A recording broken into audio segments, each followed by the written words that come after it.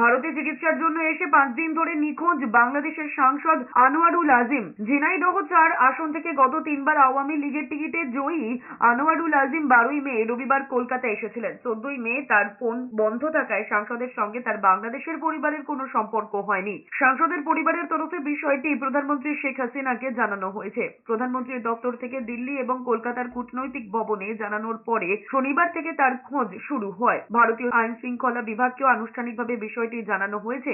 আওয়ামী লীগ সূত্রে খবর, সাংসদ নিয়মিত ভারতে চিকিৎসা করাতে আসতেন। নিয়মিত যাতায়াতের কারণে তিনি ভারতীয় একটি সিম কার্ডও ব্যবহার করেন। কলকাতার বাংলাদেশ উপদূতাবাস শনিবার থেকে সাংসদ আজিমের বিষয়ে খোঁজ খবর শুরু করেছে। উপদূতাবাসের এক কর্মকর্তা জানান, গত রবিবার ওই সাংসদ দর্শনার সীমান্ত দিয়ে পশ্চিমবঙ্গে ঢোকেন।